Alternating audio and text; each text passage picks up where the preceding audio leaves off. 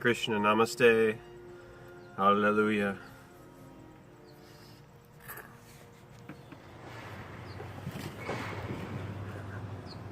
Our Father who art in heaven, the Sun, Ra, Ray, the one who produces the rays, the radiance, the ratios, the radius, the dragonfly, the one who produces me and you.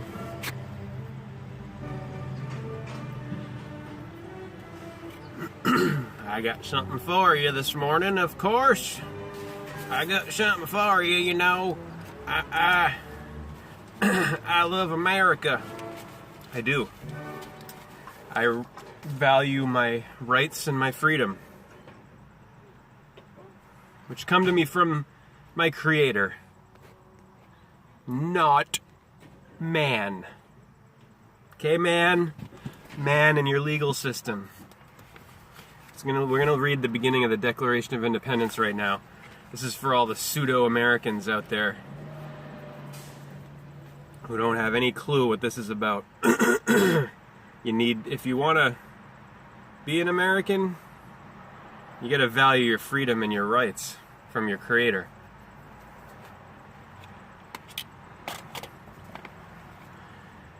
The Declaration of Independence, Action of Second Continental Congress, July 4th, 1776, the unanimous declaration of the 13 United States of America.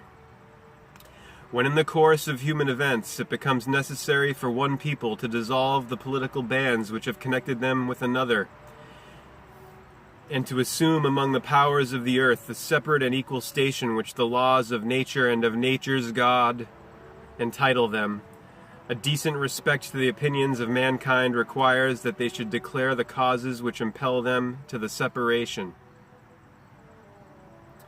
We hold these truths to be self-evident, that all men are created equal. And when they're saying men, by the way, we can now say womb men as well.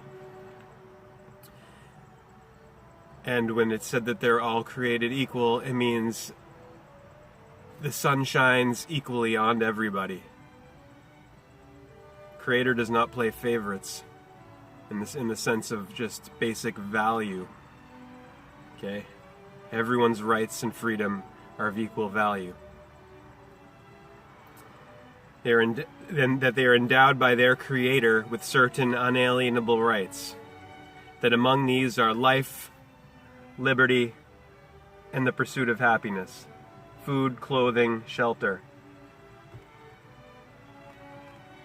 Rights, birthrights. So to put a dollar sign on them, violation.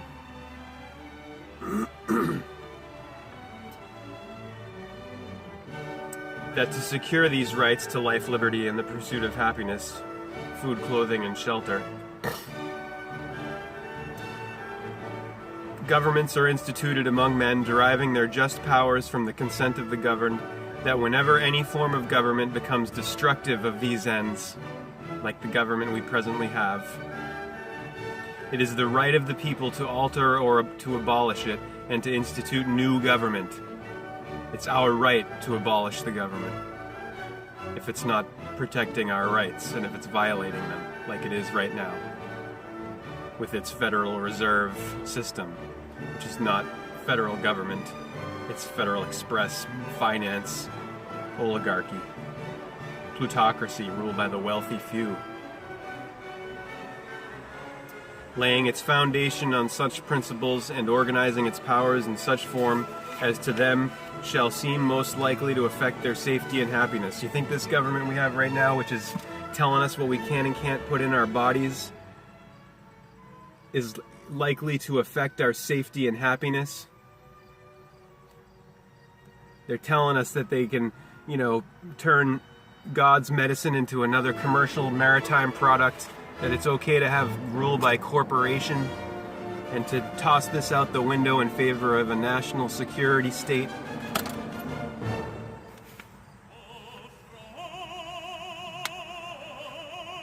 Prudence indeed will dictate that governments long established should not be changed for light and transient causes. We don't have a light and transient cause. We have a heavy-duty cause, heavy-duty reason to change the government, or to get rid of this government, this governmental system, mind control, MK Ultra. And accordingly, all experience hath shown that mankind are more disposed to suffer while evils are sufferable than to right themselves by abolishing the forms to which they are accustomed. That he's saying there that human beings are more disposed to suffer, to endure under tyranny, as long as they're, they can. It's not a. They prefer to compromise, I guess, what it's saying here, than to take a stand, than to right themselves by abolishing the forms to which they are accustomed. So people are so used to this tyranny that here in 2018, yes, very far removed from 1776, that they're so accustomed to it, so used to it, so adapted to it, to their cage, to walking around with a dollar sign on them from birth, having to pay to live, having had their right to life, light, usurped, then that they're so controlled by it now that they don't even know there's a problem. They don't even know they have the right to overthrow the government anymore. They don't have this document. I know I'm speaking in general terms. I know there's a minority of awakening going on. Vast minority. We need it to grow, obviously, or all of life is done on Earth. This is how dire this situation is. Let's consult man and his symbols now. See if this has anything to say about the situation. Where have we turned to here? There was a piece of paper in there from the library. Andy Kaufman and the wrestling match. Yeah. See, we got a society of people who are compliant with the system, who think it's healthy to be well adjusted to a sick society and just do their job and follow their orders without asking questions. That's not what being an American or a humane human being is about. It's about saying if an order you're given is not good for harms others, to say no to it now, to no and say no. Be Neo, the one. So what we have here, we have a rock painting right over here. I'm sorry.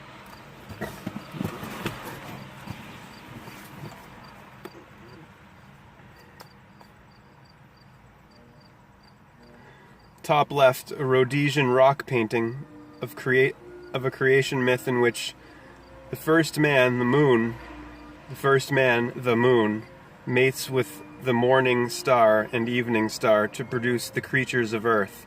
Cosmic man often appears as an Adam-like original man, and Christ, too, has become identified with this personification of the self. Top right, a painting by the 15th century German artist Grunwald shows the figure of Christ with all the majesty of cosmic man.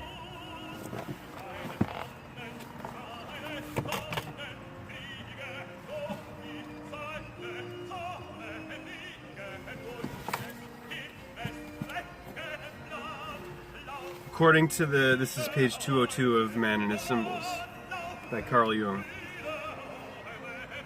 According to the testimony of many myths, the cosmic man is not only the beginning, but also the final goal of all life, of the whole of creation. All cereal nature means wheat. This is quotes. All cereal nature means wheat. All treasure means gold. All generation means man, says the medieval sage Meister Eckhart. And if one looks at this from a psychological standpoint, it is certainly so. The whole inner psychic reality of each individual is ultimately oriented toward this archetypal symbol of the self. cosmic man. In practical terms, this means that the existence of human beings will never be satisfactorily explained in terms of isolated instincts or purposive mechanisms such as hunger, power, sex, survival, perpetuation of the species, and so on. Just like the ways that Freud wants to, explain. This is the way. This is what separates Jung from Freud. Freud said that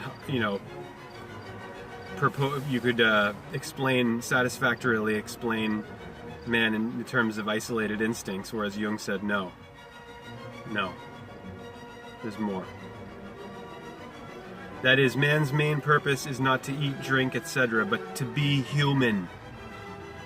Above and beyond these drives, our inner psychic reality serves to manifest a living mystery that can be expressed only by a symbol, and for its expression, the unconscious often chooses the powerful image of the cosmic man.